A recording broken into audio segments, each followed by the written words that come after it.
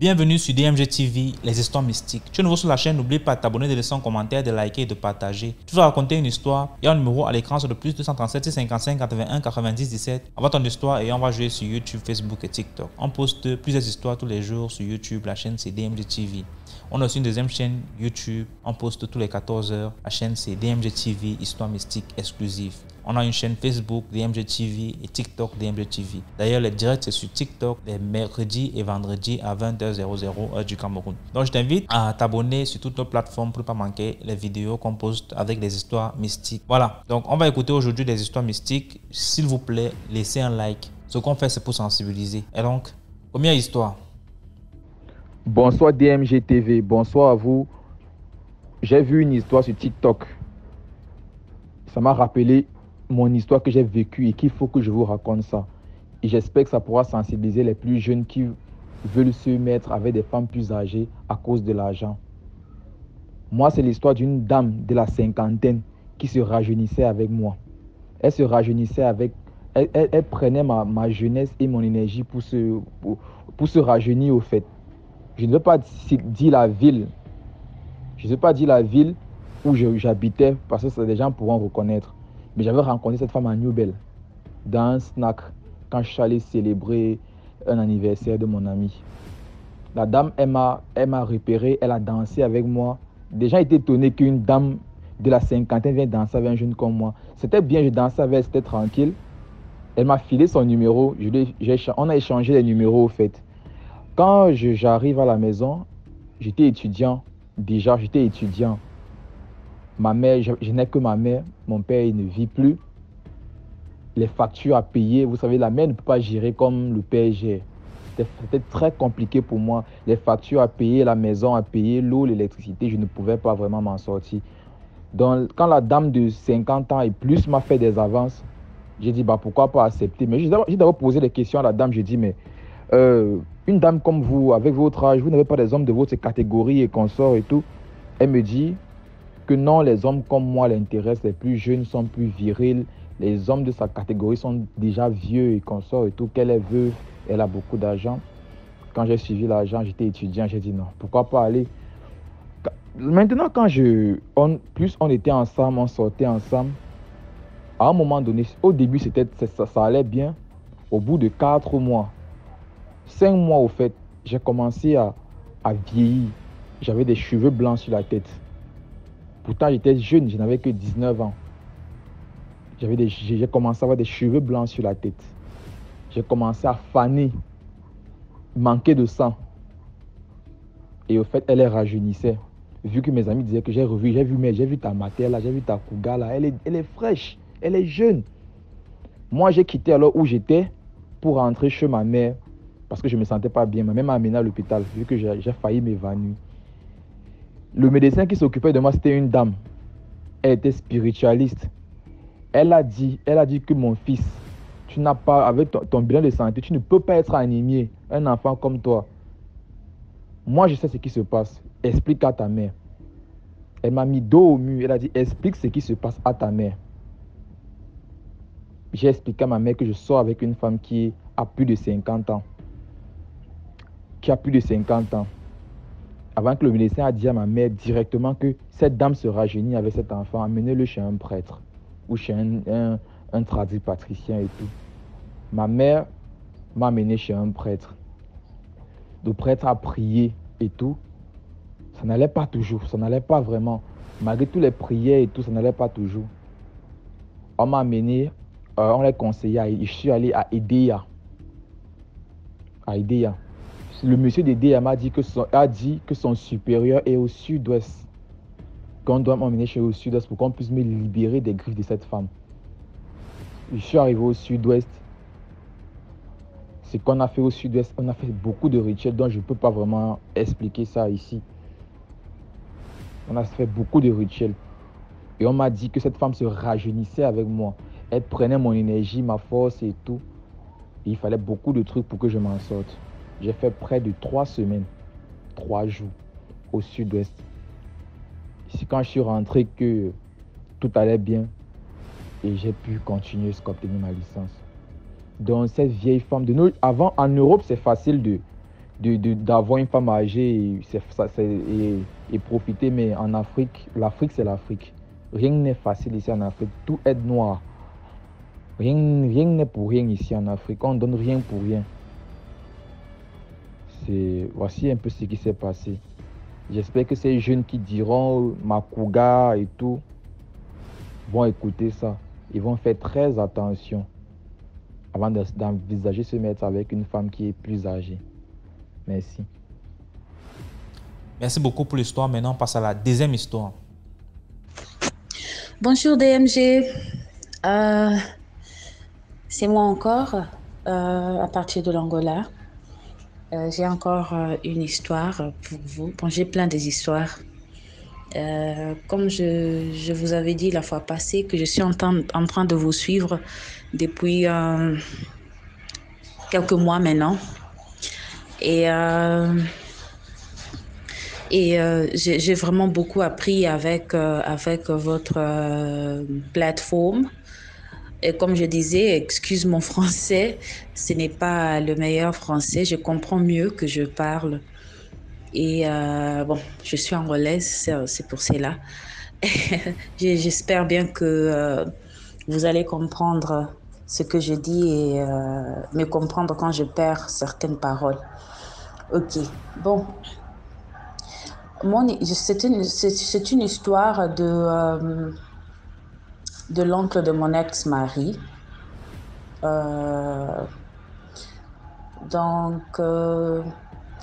Ça se passe ici à Luanda. Donc, le grand-père de mon mari est décédé. Mais même avant qu'il meure, donc il ne partait même plus encore dans leur province là-bas. Ils ne partaient même plus là-bas dans leur province, dans leur village. Donc, ils vivaient ici. Il avait même tout abandonné. Comment on appelle ça? Des farms. Donc, il avait beaucoup des terrains, quoi, des propriétaires, des terrains, des plantations qu'il avait laissées comme ça dans leur village, qui l'appartenaient. Donc, des hectares et des hectares de land qui appartenait à ce monsieur, à son grand-père. Donc, quand le grand-père meurt, il y a l'oncle de mon ex qui a décidé que non, lui, il veut partir dans leur province pour prendre l'héritage. Ah, la maman de mon ex, c'est elle l'aînée. Elle a dit, regarde mon frère, là-bas, on ne part pas. On ne blague pas avec ces gens-là du village et tout ça. Moi, je te conseillerais de rester ici. Oui, ce sont des choses qui appartiennent à notre père et tout. Mais moi-même, comme ta grande sœur, je ne mets pas de pieds là-bas. Donc, vraiment, tu dois comprendre que il ne faut pas partir là-bas, il faut te méfier. Reste ici, tu as ton boulot, tu fais ta vie. Tu n'as pas besoin d'y aller. Il dit non, mais c'est beaucoup d'argent. On peut même être des millionnaires à ces moments ici. Donc vous êtes ici en train d'être bête et vous êtes en train de travailler comme des gens normaux, alors que notre papa a laissé des richesses pour nous. Moi, je veux partir là-bas et prendre. Donc il s'est décidé, il est parti dans le village, il est parti voir ses oncles et tout. Il a dit non, je suis le fils d'un tel, comme il savait déjà, fils d'un tel et tout. On l'avait bien reçu. Là, il dit bon, je veux voir tous les terrains de mon père. Voici, je veux voir tous les terrains de mon père. S'il y a quelqu'un qui peut m'amener là-bas, j'ai déjà tout le document ici et tout ça. Là, il me montre le document. Il appelle sa grande sœur ici pour lui dire non, ils m'ont déjà tout montré. Je les ai montré le document. Donc, ils m'ont montré où se trouvent tous les terrains de mon père. Vraiment, c'est de l'argent qu'on va faire ici. C'est trop de l'argent. Ces vieux ici font vraiment de l'argent avec les terrains de notre père. Là, la maman de mon ex lui dit, bon, comme je t'avais dit, hein, méfie-toi. Il dit non, tout se passe bien et tout ça. Il a parlé avec les vieux, il a dit je suis venu prendre ça. Les vieux l'ont dit mais nous, on travaille ici pendant beaucoup des années. Même ton père avait laissé ces choses ici pour nous. Toi, qu'est-ce que tu veux faire au juste ici? Il dit non, je veux juste récupérer mon héritage ou notre héritage. On lui a dit, ah bon, ça va? C'est à toi, même légalement parlant. On n'a pas trop de paroles. Sauf que nous, on survit de ces landes ici, on survit de ça. Donc, il a dit, c'est pas un problème, je veux voir comment je peux faire pour vous et tout ça. Là, il appelle encore sa grande sœur pour la dire comment les conversations se passent là-bas. La grande sœur lui dit, oh, regarde, je n'ai rien à voir avec tout ce que tu es en train de faire là-bas, tout ce que vous êtes en train de faire là-bas. Moi, ce qui m'intéresse, c'est que toi, tu rentres ici et tu abandonnes ce que tu es en train de faire là-bas. Elle dit, non, vraiment, vous les femmes, c'est trop compliqué. On était là. La maman a dit, vous voyez votre oncle?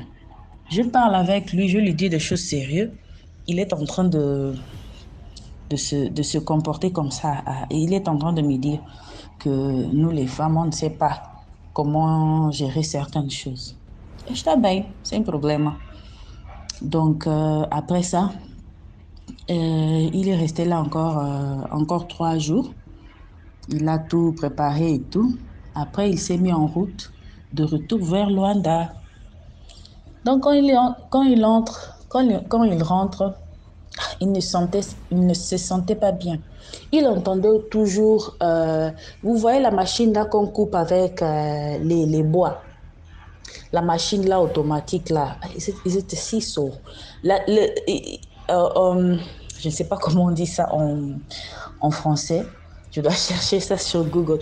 Donc, la machine là automatique, on a ce qu'on coupe avec qui n'est pas automatique. Il y a aussi celle qui est automatique. Donc, on coupe les bois avec et tout ça. Il entendait cette machine-là dans son ventre. Il est retourné, il entendait ces choses-là dans son ventre. Là, il dit, il vient, il retourne et tout ça. On appelle mon ex très vite. Là, non, tu dois venir très vite. Il y a un problème avec ton oncle. Donc, il est parti là-bas. Quand il est revenu, il me dit, non, chérie, ce qui s'est passé, c'est que l'oncle, depuis qu'il est revenu, il se dit qu'il est en train d'écouter des machines avec qui on coupe les bois. Il écoute comme si on est en train de couper les bois dans son ventre. Mais nous, on ne coûte rien, on ne voit rien. On lui amène à l'hôpital, il n'y a rien là-bas. Mais son ventre ne fait que gonfler. Donc, dans moins de 4 jours, son ventre est gonflé. Personne ne comprenait. On avait même peur que ça allait exploser. On ne comprenait pas qu'est-ce qui s'est passé. Donc, après quelques temps, il y a sa grande soeur, la maman de mon ex, qui a appelé les oncles là-bas. Elle a dit, bon, nous, on n'est pas intéressés dans tout ça. Il faut comprendre que mon petit frère, il est assez jeune. Il ne domine pas certaines choses. Je vous en prie de leur pardonner, de lui pardonner. Je vous assure qu'il ne reviendra pas là-bas pour parler sur ces choses ici, de ces terrains là-bas, de ces plantations là-bas. Donc, il ne va pas revenir pour ça. Pour le moment, je vous en prie de l'aider. Vous êtes quand même les frères de notre père. Donc, vous êtes nos pères, vous êtes là aussi pour nous corriger, pour nous guider, pour nous aider. Les oncles ont dit, là, c'est pas avec nous encore. Ça a déjà passé le niveau. Donc, on a tout fait. Ils ont amené même un marabout pour essayer de l'aider, pour faire un travail. Mais apparemment, les marabouts d'ici de Luanda ne sont pas si forts comme les marabouts de là-bas. Il y a même le marabout d'ici, il les a dit, s'il ose mettre les pieds encore dans le village, même sauf dans cette village-là, il va mourir, alors que la solution était dans le village. Donc, ils ont essayé de trouver la solution. Ça n'a pas tenu et l'oncle est mort. C'est pour dire qu'il faut faire très attention avec les choses que les vieux ont laissées dans les provinces, qu'il y a des gens qui ont pris soin de ça.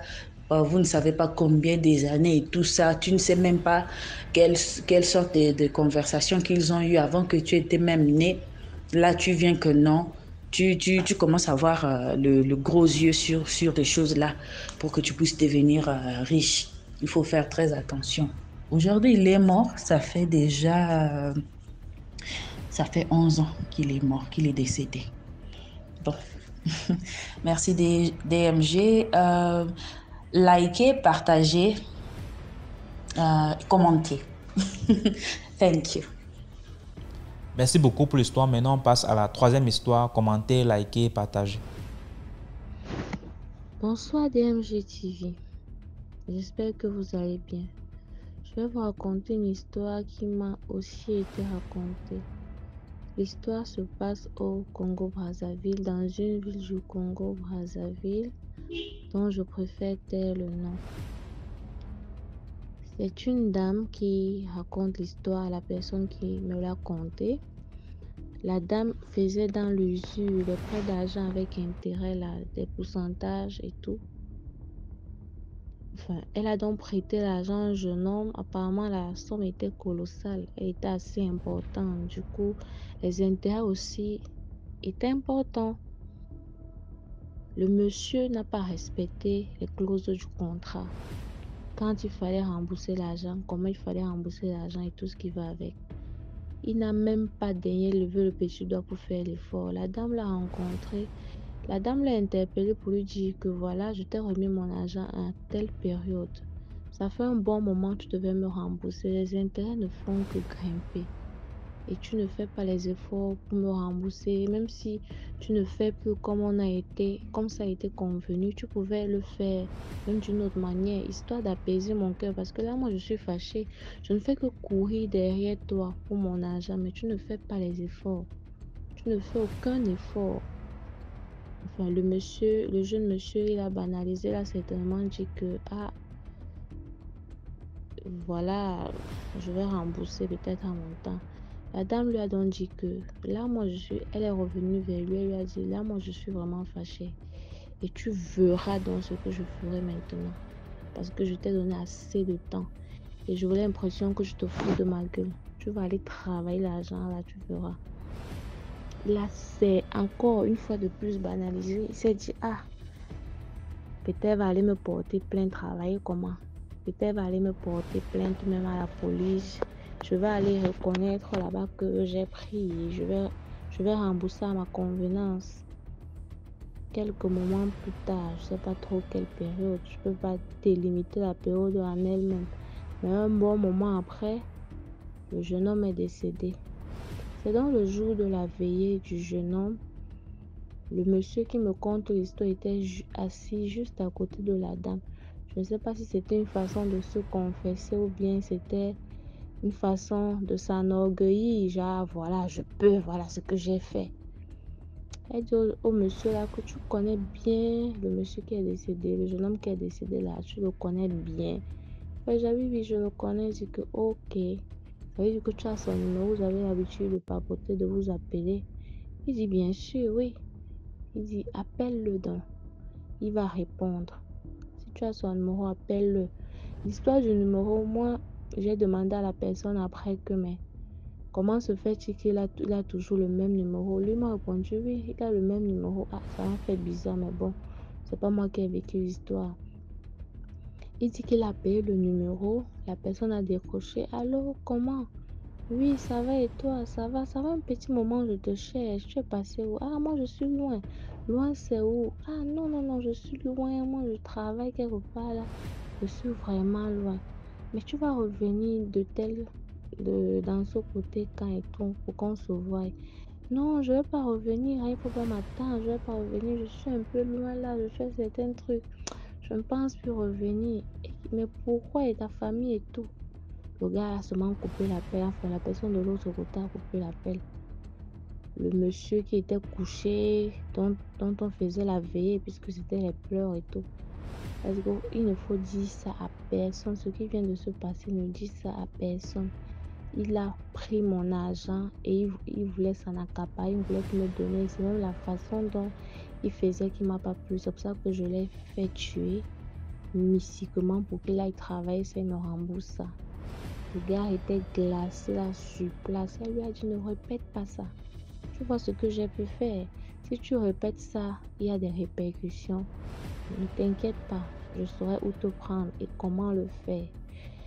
Donc il a pris peur, il est resté tranquille. C'est après plusieurs années qu'il a pu répéter ça, comme il me l'a conté aujourd'hui par exemple. La morale de l'histoire, je dirais certainement, quand tu empruntes de l'argent d'un tiers, il faut faire l'effort de rembourser. Et même quand les possibilités ne permettent pas que tu puisses le faire au délai convenu, il faut parler à la personne. C'est le dialogue, ce sont les êtres humains. Voilà, j'ai pas pu, voilà. Et surtout, il ne faut pas prendre les menaces des gens à la légère. Parce que si toi, tu es une personne lambda simple qui ne veut pas faire du mal à une mouche, c'est pas tout le monde qui est comme ça. Certaines personnes ont le cœur dur, sont prêtes à faire du mal même pour des petits détails ou bien pour des choses aussi simples. Donc, moi, je dirais que voilà la morale de l'histoire. Partagez, likez, commentez afin que ça puisse édifier plus d'un. Merci. Merci beaucoup pour l'histoire. Maintenant, on passe à la 4e histoire. Bonjour, bonsoir une fois de plus DMG. Voilà, je reviens pour une autre histoire. Cette fois, une histoire qui me concerne. Voilà, c'est depuis le Cameroun hein, que voilà, je t'envoie, je te fais ce récit. Donc, c'est une histoire qui s'est passée il y a quelques mois, lorsque j'ai été affectée dans une autre ville, je vais dire même un village qui a une certaine réputation. Je ne vais pas mentionner le nom du village, mais c'est un village qui a une certaine réputation. Vraiment, quand on prononce le nom de ce village, directement, il fait référence à quelque chose, au mystique en particulier. Alors, j'ai été affectée dans ce village. C'est un village, bon, je ne vais pas dire comme tous les autres villages parce que d'emblée, quand je suis arrivée, l'apparence, pour ce que c'est, ça devrait quand même être un peu plus développé, mais bon, on se demande pourquoi les autorités ou les populations ne font pas un peu plus d'efforts pour que l'image du village soit un peu plus améliorée. Donc j'arrive, je n'ai pas où loger et comme j'étais avec mon chéri, il m'a amené dans un hôtel et il a loué une chambre, il m'a pris une chambre. On a causé pour les 2 premières nuits, on a payé le tarif normal de la chambre, mais vu que on a cherché à prendre une chambre à l'extérieur, dans le village, un peu au centre, on n'a pas trouvé. Bon, le temps que je puisse continuer mes recherches, il a trouvé mieux de négocier avec le monsieur de l'hôtel, le responsable de l'hôtel, pour que je puisse rester dans la chambre, comme si, voilà, c'était ma petite poule. Pour un long séjour, non. Voilà, je pense que ça se fait un peu partout. Quand tu viens dans une ville que tu ne connais pas, tu peux essayer de t'arranger avec les responsables de l'hôtel, du lieu d'hébergement où tu es, et tu essaies de négocier. Vous entendez sur un tarif à payer pour le mois qui sera différent peut-être du tarif journalier, qui sera un peu plus moins cher si on facturait comme on facture normalement en fait. Donc c'est ce qui s'était passé. Et finalement, j'ai habité dans cette chambre d'hôtel pendant plusieurs mois. Alors, le premier mois, je n'ai pas vraiment eu de soucis parce que je crois que je suis arrivée, je suis restée 2 semaines. Ensuite, je suis allée, comme je n'avais pas encore mes effets dans le village, dans la vie, je n'avais pas encore ramené tous mes effets. Je n'avais même pas encore déménagé de là où je partais. Donc, je suis repartie en ville. Et puis, mes enfants aussi, je les avais laissés avec ma maman. Je les ai laissés avec ma maman. Donc, je suis partie, j'ai passé 1 semaine et je suis revenue. Donc, quand je reviens, vers l'approche de mon anniversaire, Alors, je me rends compte d'abord que j'ai des sortes de boutons qui sur la poitrine. Oui, c'est-à-dire que je ressentais d'abord ces boutons, avant même de les voir sur la poitrine, je ressentais les boutons là au niveau de mon dos. Et quand je voulais gratter, c'est comme si, mon Dieu, je voulais m'arracher la chair. Je ne comprenais pas. C'est-à-dire des boutons comme ça avec de l'eau dedans, des petits boutons. C'était pas les boutons de chaleur parce que moi, j'ai une peau vraiment, je ne veux pas dire très bonne ou très belle. Mais ma peau, je n'ai pas trop de soucis avec ma peau. Donc, du coup, quand j'ai un souci avec ma peau, ça veut dire qu'il y a quelque chose qui a entraîné cet état des choses. Ça peut être l'eau, ça peut être que je fais une allergie, ça peut être... Il y a tellement de raisons, mais je n'ai pas souvent des problèmes de peau là que des femmes ont souvent, le plus souvent. Donc, Dieu m'a créé comme ça, en grâce. Alors, je constate ces boutons. C'est vrai que dans la zone, c'est une zone assez chaude, mais je n'ai pas souvent les problèmes de chaleur, les boutons de chaleur là, je ne les ai pas. Donc, quand je constate ces boutons-là, ça tombe que le week-end, je dois descendre dans la ville qui est la plus proche pour essayer de me coiffer, pour essayer de faire des provisions et tout. Non, et quand je descends dans cette ville, il y a ma grand-mère. Je trouve ma grand-mère et je lui explique que, tiens, mamie, regarde un peu les boutons que j'ai là. Et puis, ça commençait déjà à ressortir au niveau de la poitrine. J'ai dit, regarde un peu les boutons. Donc, dès que ma grand-mère regarde, elle dit, on t'a déjà fait ça.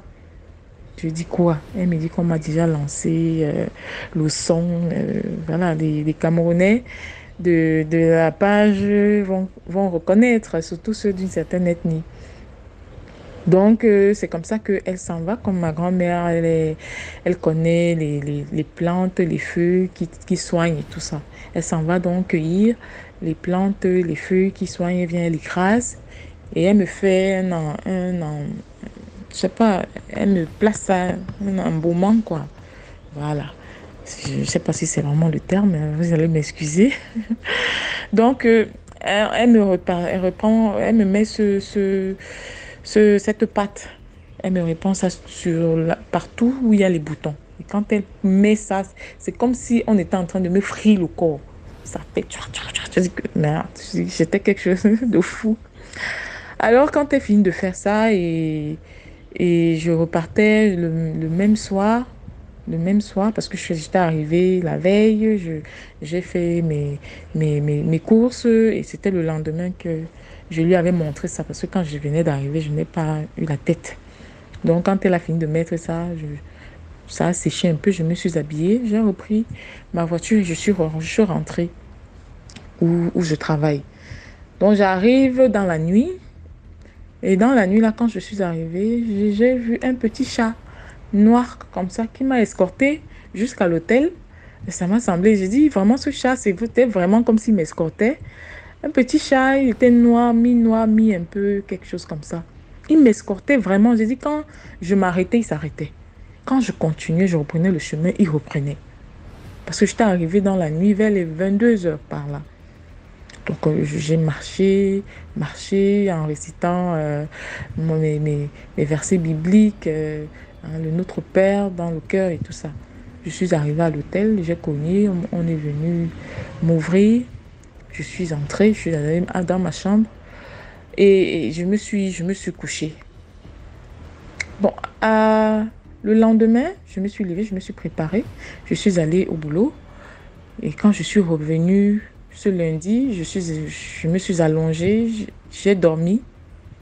Parce que je tiens à préciser que ma grand-mère, elle m'avait donné une sorte d'encens à brûler. À brûler quand j'arrive dans ma chambre le soir, au coucher. Alors, je dors, je me réveille, il est dans les 20 heures. Je me lève, j'essaie d'allumer le charbon. Mais une sorte de sommeil me gagne. Je force même, je me dis que tiens, ok, comme le charbon met souvent du temps pour s'allumer, j'allumais ça avec du papier plastique, un plastique. Je me suis dit que non, il faut que j'allume bien le plastique, là, ça brûle. Comme ça, le temps que je m'étende, comme ça va prendre le temps pour bien s'enflammer, pour donner de la braise, pour que je puisse mettre l'encens. Oui, quand je vais me réveiller, ça sera déjà comme ça. Donc, je m'allonge de telle sorte que mes pieds restent encore un peu au sol. Après, j'ouvre l'œil, il est déjà 21 h, 21 h quelque chose. Je vais regarder, mon charbon n'a pas pris. Je m'efforce encore. Je dis, j'étais prise d'une fatigue que je ne peux même pas expliquer. Je m'efforce encore, je viens, j'allume mon charbon. Ah, je dis le sommeil, c'était un sommeil, je dis je ne pouvais pas résister. Je vais encore, je m'allonge comme ça, je dors. Après, quand j'ouvre, je veux ouvrir les yeux, à un moment, je me sens comme si je ne respire pas. J'ai une sorte de paralysie du sommeil. Donc, quand je veux ouvrir les yeux comme ça, je sens une force qui m'en empêche.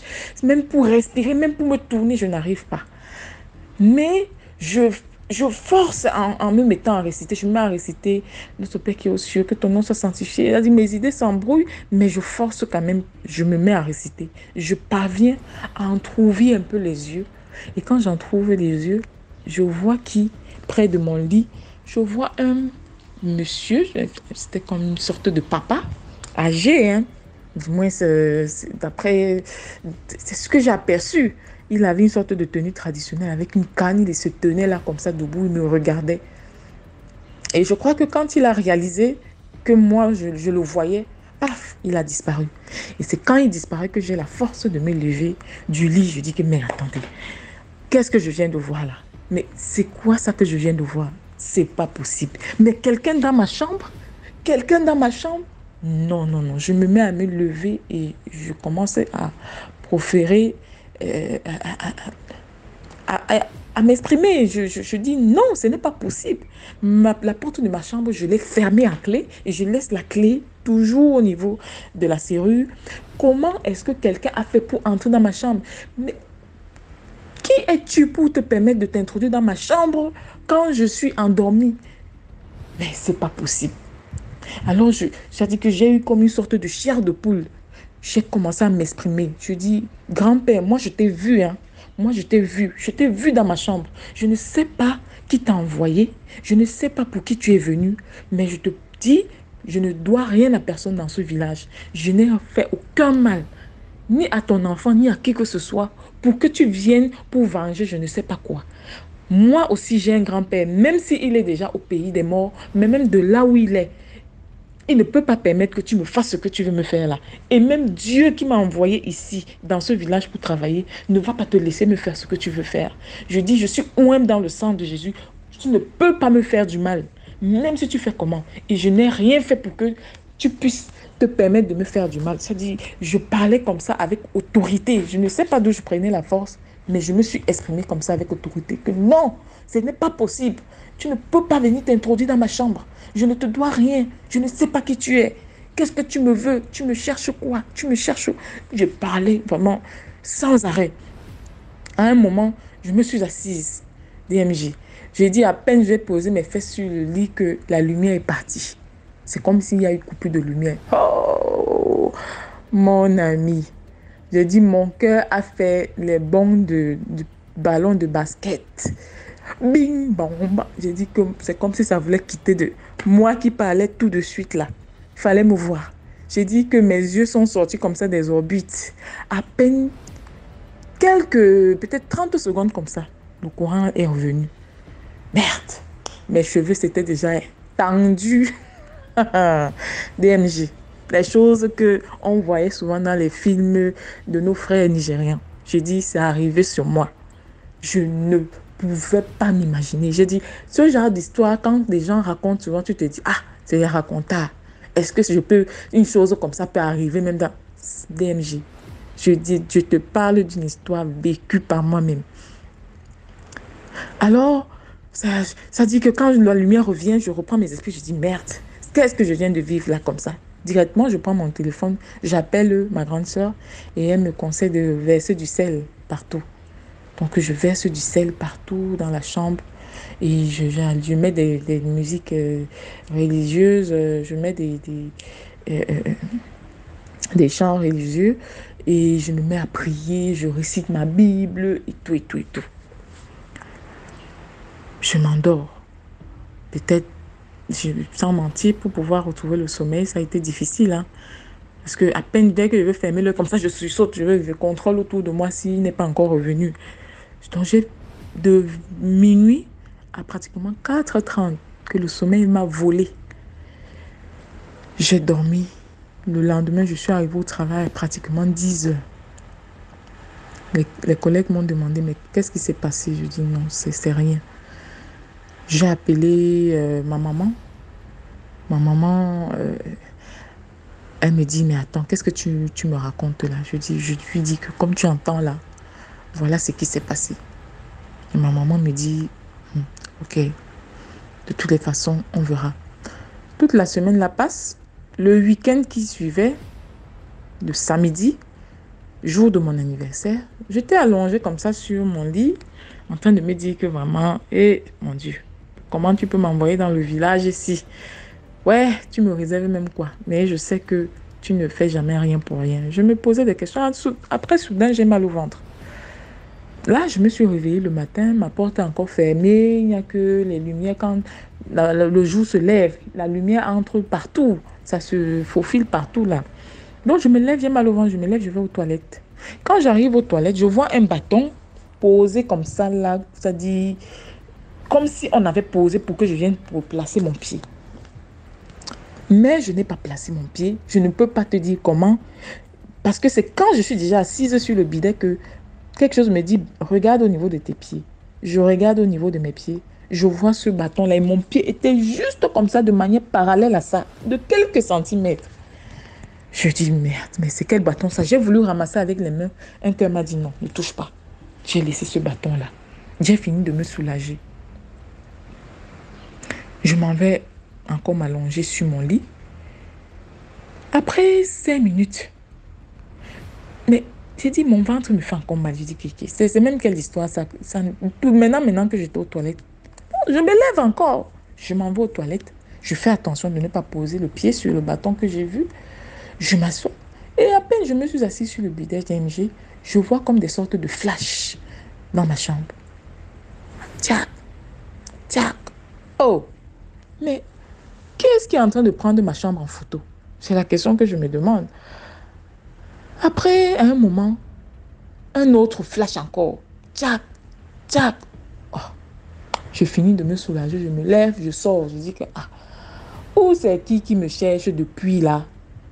Tu ne vas pas me voir, oh. Moi, je suis un enfant de Dieu, oh. Moi, je suis couvert par le sang de Jésus, oh. Vous ne pouvez rien me faire. Donc, je finis de parler comme ça, vraiment en blaguant. Et quand je vais m'allonger sur le lit, peut-être 1 heure de temps après, mon téléphone sonne, c'est ma maman. Elle me demande, tu es où là? Je lui dis, je suis au village là. Elle me dit que, tiens, dépêche-toi. Dépêche-toi de venir.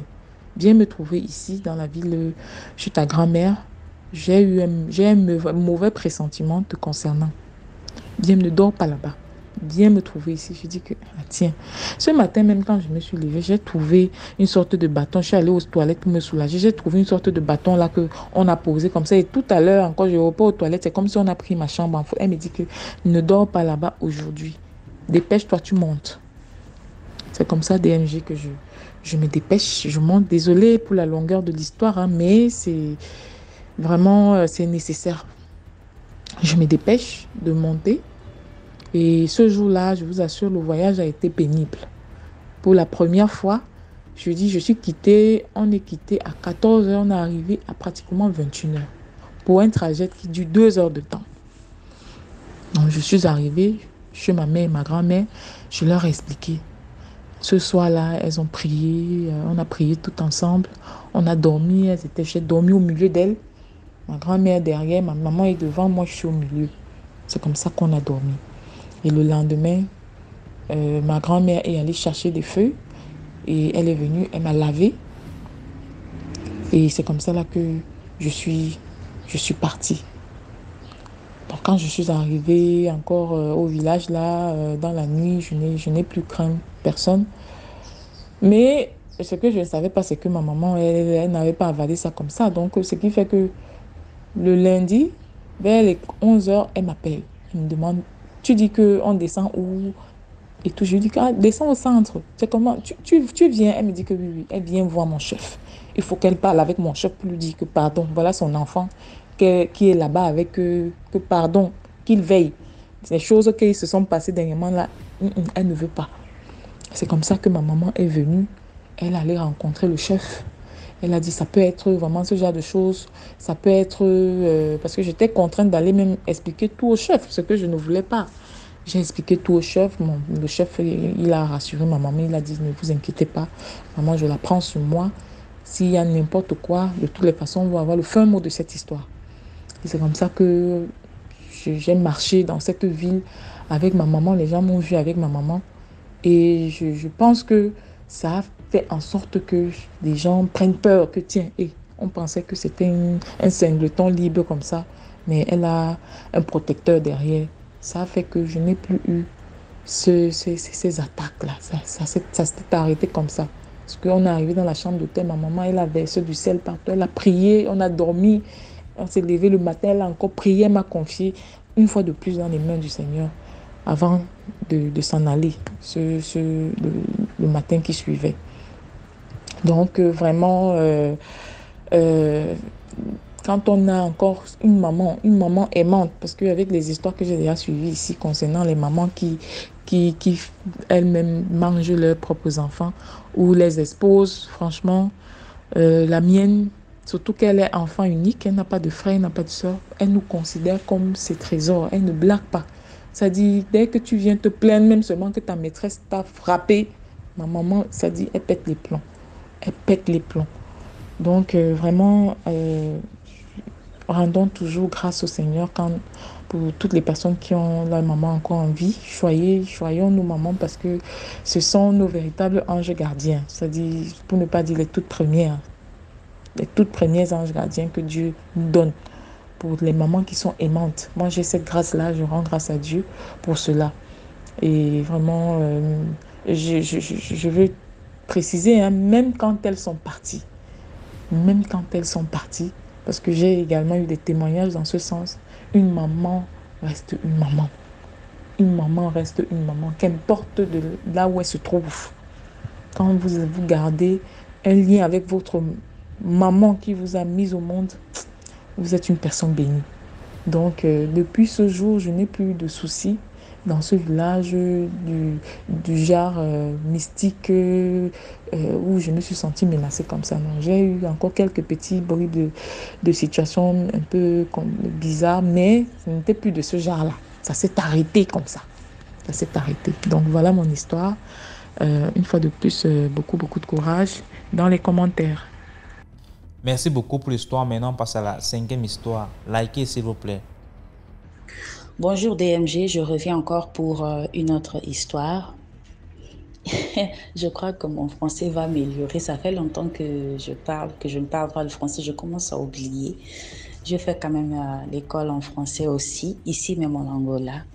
Je suis partie dans une école française. Bon, partagez, likez et commentez. DMG, ce que vous faisiez, c'est vraiment un bon travail. Moi, j'apprends trop.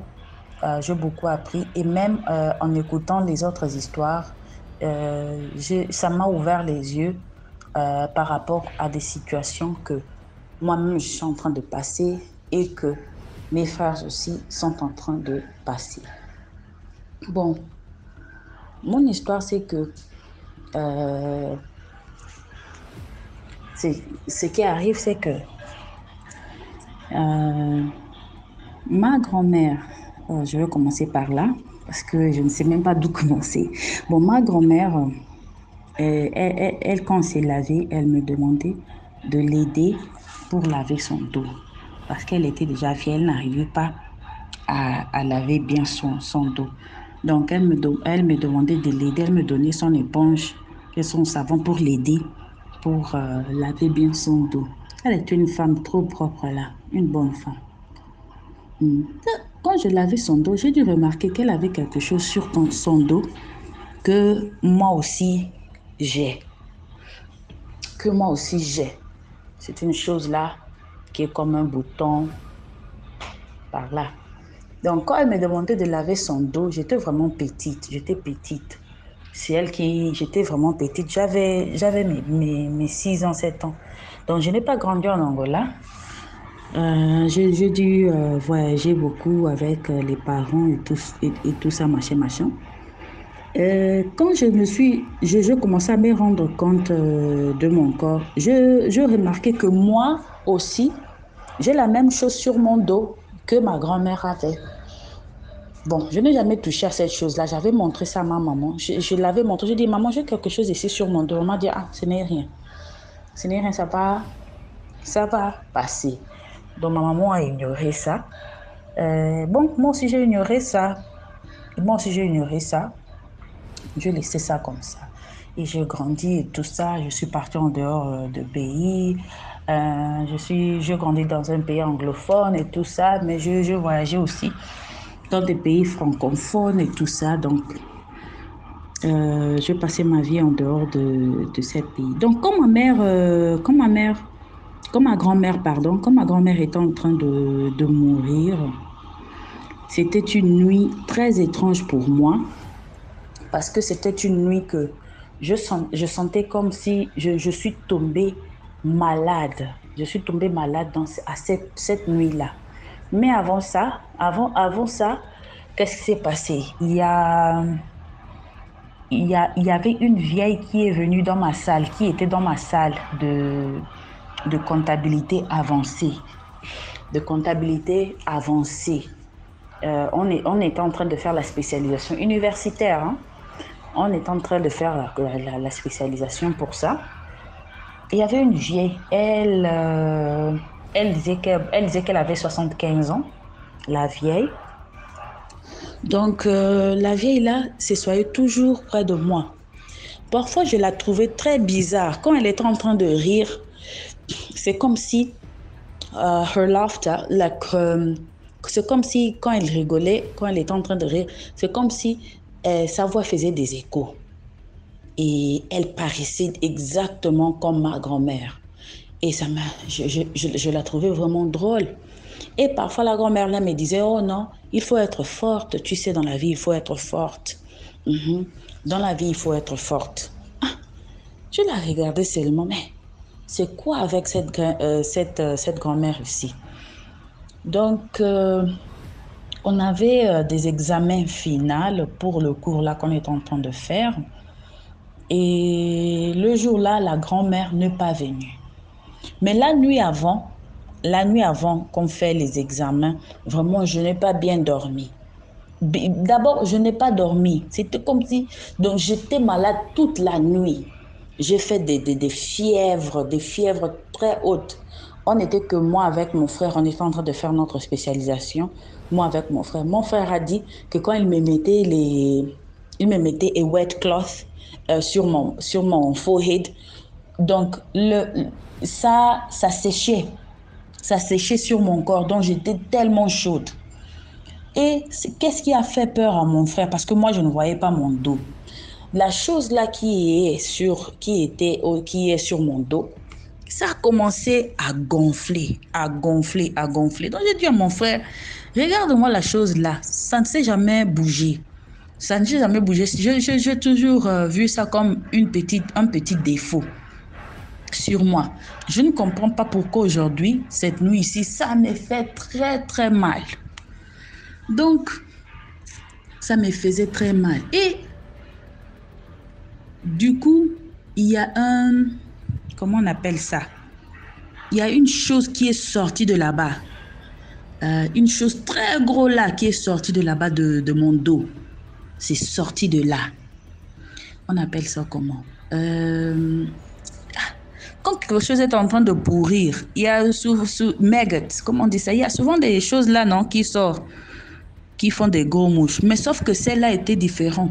C'était grand comme ça, c'est sorti de mon dos. Là, mon frère a paniqué. Il a dit, mais ma soeur, j'ai failli dire mon nom. Mais ma soeur, qu'est-ce qui se passe? C'est quoi ça, la chose là est sortie? Quand la chose là est sortie, ça a arrêté de faire mal le dos. Et moi, j'ai eu la fièvre. Mais quand j'étais sur le canapé là, je sentais comme si je suis en train de recevoir et download. Comme si je suis en train comme si je suis devenue un computer et que je suis en train de faire un download. Donc, je recevais des messages et tout ça, patati patata.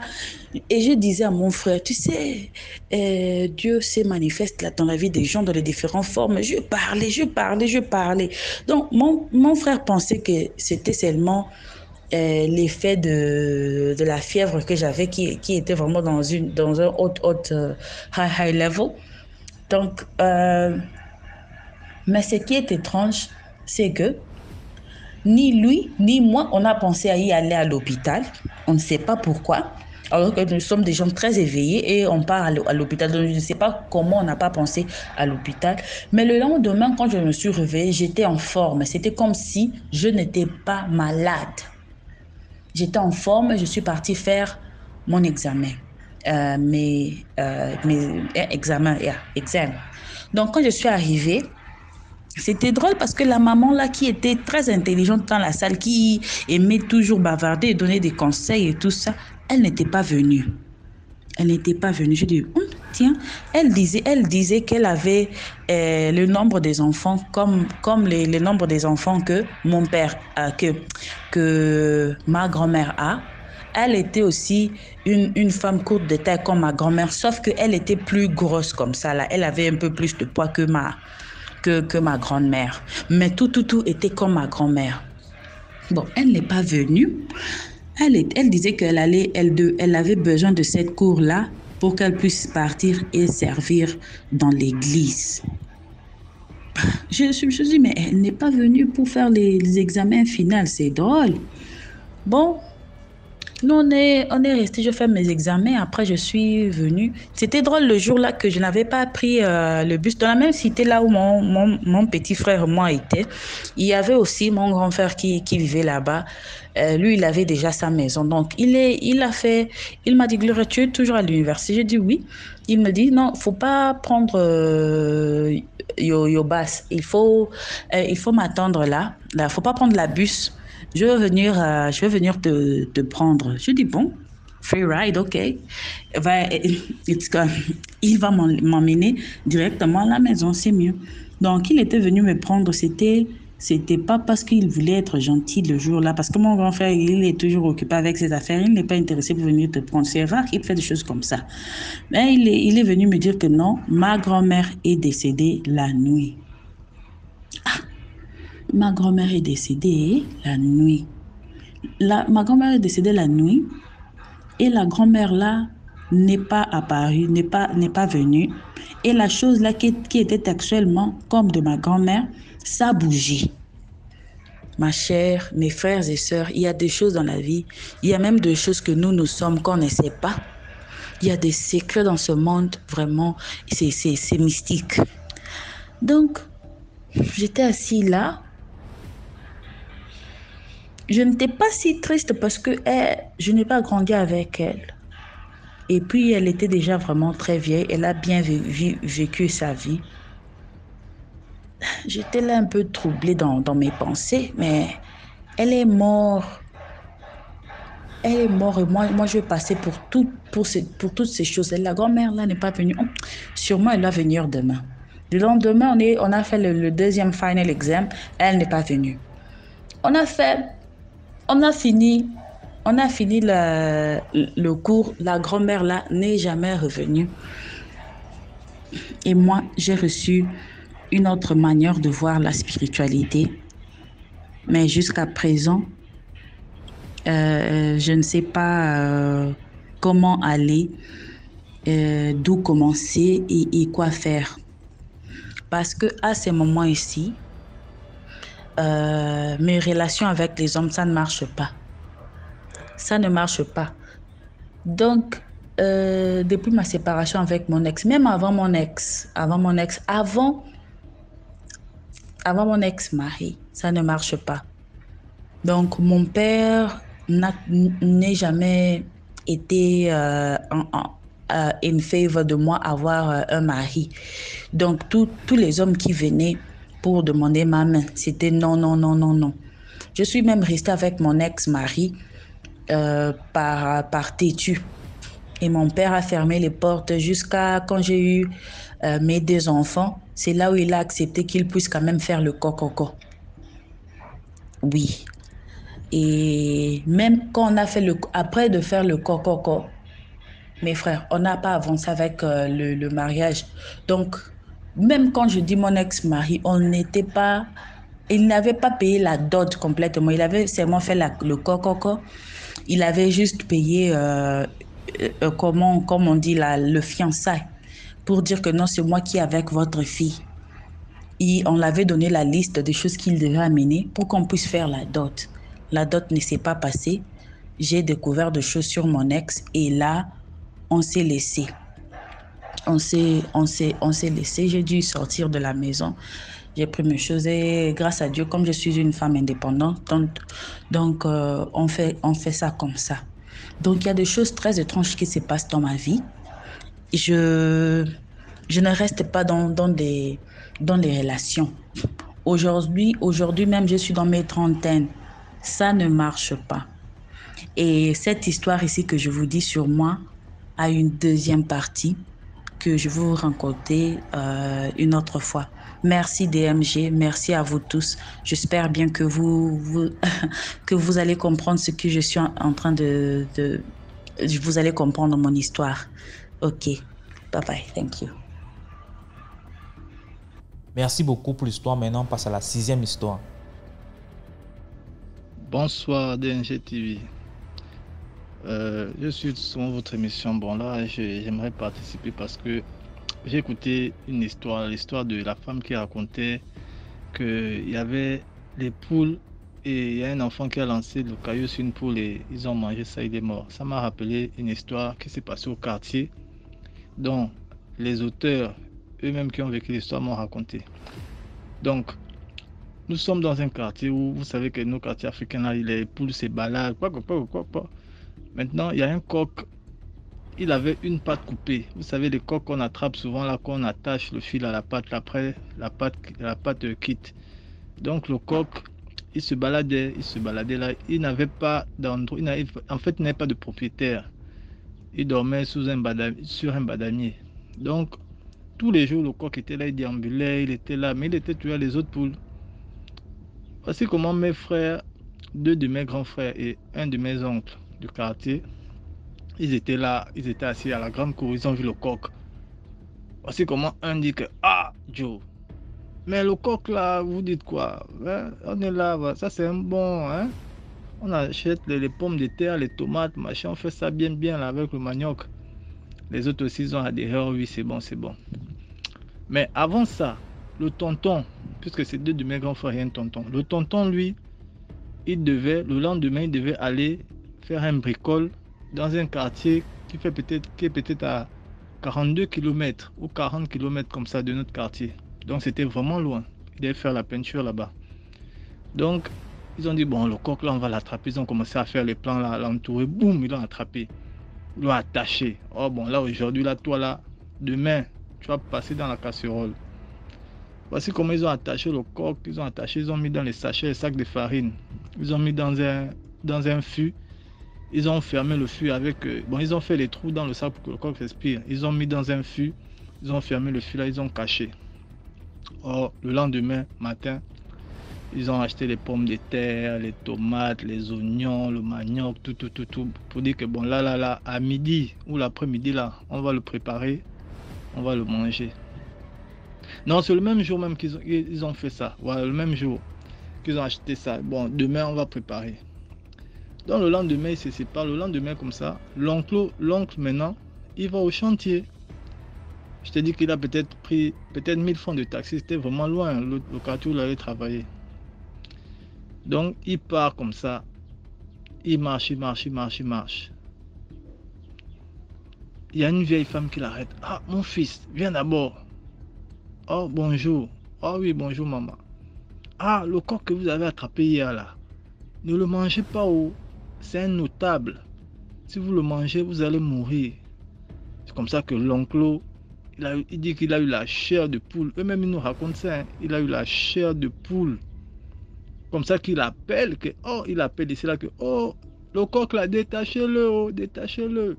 Moi, je vais vous expliquer, c'est mauvais, détachez-le, ne le mangez pas, c'est un coq mystique, voici, il a commencé à expliquer. Comme ça que les grands frères aussi, ils ont commencé à avoir peur. Ils sont partis pour regarder le coq, où ils avaient attaché le coq n'était plus là. Jusqu'à présent, le coq a disparu du quartier. Donc c'est pour dire que, la moralité aussi, c'est pour dire que les animaux là, qu'on voit là, ils ne sont pas simples. Il y a certains qui sont simples, certains qui ne sont pas simples. Donc, si tu sais que ce n'est pas ton coq, ta poule, laisse. Va acheter la poule au marché. Bien, si tu n'as rien, tu achètes tes spaghettis, tu as des sardines, tu prépares. En tout cas, c'était tout pour ma contribution. Abonnez-vous, likez, partagez, parce que cette émission sauve vraiment des vies et ça fait en sorte que les gens puissent vraiment faire attention, parce que le dehors est vraiment risqué. La vie n'est pas ce qu'on voit là. Bonne soirée, merci encore à vous. Je reviendrai prochainement. Voilà, c'est tout pour aujourd'hui. J'espère que vous avez aimé la vidéo d'aujourd'hui. Commentez, likez, partagez. Si Tom Chenezou a raconté, envoie ton histoire numéro à l'écran. On se prend demain pour une autre vidéo. Ciao.